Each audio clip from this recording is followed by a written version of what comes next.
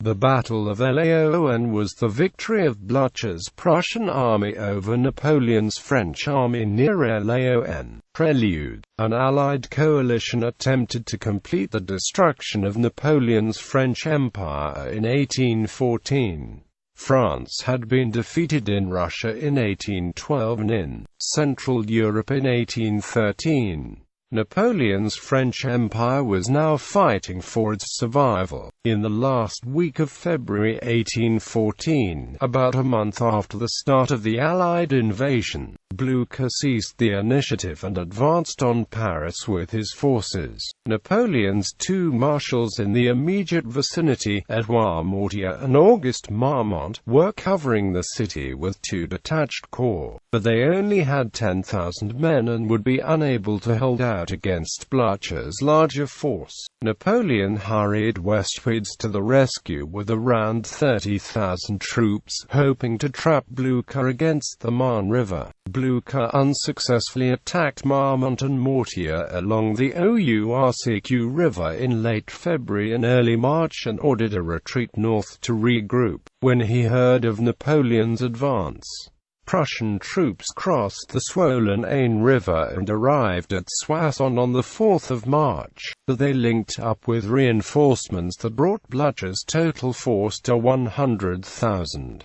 On the 7th of March, a clash ensued at the Battle of Craon as Napoleon attacked westwards along the Chemin des Dames. Blücher's outflanking maneuver did not materialize in time and the Prussians were forced to withdraw towards Laon battlefield. Blücher chose to fight at Laon because it was an important road junction with a superb defensive position. Laon was located on a flat-topped hill with steep slopes that rose 330 feet above the surrounding area. The countryside to the north was flat and open, but the south contained rough and wooded terrain that made military maneuvers difficult. The villages of Ardin and Semilly at the foot of the hill served as good bastions for the Prussian and Russian forces. Preparations. Blücher now had about 90,000 troops and 176 guns. Friedrich Wilhelm Freyr von Bülow's Prussian Corps was assigned the defense of Laon itself. Blücher's western wing was covered by a Russian corps under Ferdinand von Wintzingerode, while the eastern wing was defended by two Prussian corps under Generals Jörg and Kleist.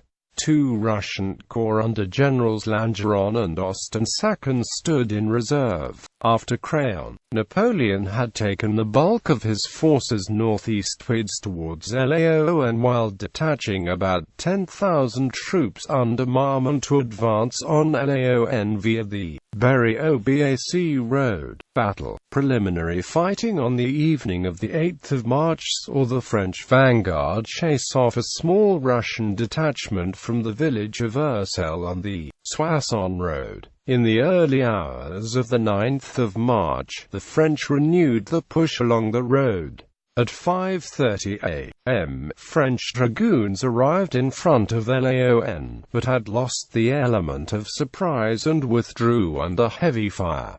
From 7 o'clock a.m. onwards, the French repeatedly attacked the Allied positions at Ardin and Semilly. Some troops from the Young Guard even reached the top of the hill before being driven back. Blücher was suffering from a fever and could not direct affairs as closely as he was accustomed during previous engagements.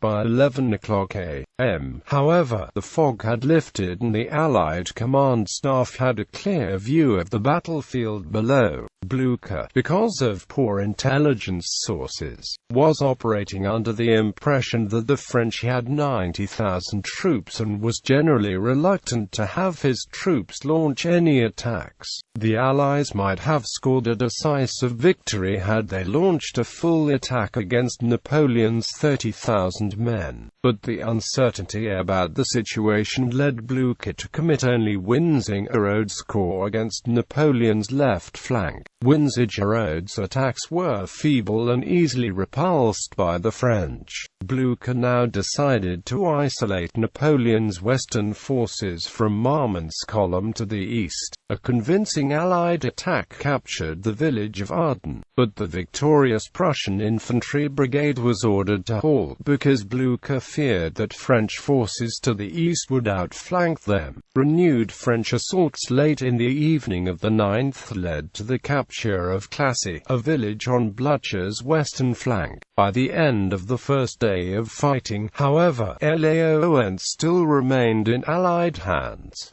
Meanwhile, at around 5 o'clock p.m. on the 9th of March, Marmont's troops had attacked the village of Athis and driven off the Prussian advanced units. Marmont then sent 1,000 men under Colonel Fabvier westwards to establish contact with Napoleon's main army. Blücher and Gneisenau heard the fighting to the east and ordered a powerful counter-attack with 2 corps. The Allies slammed into Marmont's troops and drove them back. Marmont was saved by Colonel Charles Nicolas Fabvier, who returned on his own initiative with 1,000 troops to clear the road, and by 125 veterans of the Old Guard, who repelled the Allied cavalry trying to block the French from escaping. Marmont had taken a bad beating, losing 3,500 men and 45 guns. At midnight on the 10th, Blücher decided on a bold outflanking maneuver intended to crush the French. He was even more ill on the 10th, but the army still defended Laon. A few more French attacks throughout the day produced no results, and Napoleon retired his forces late at night. Aftermath. This setback did not by itself spell the end for Napoleon.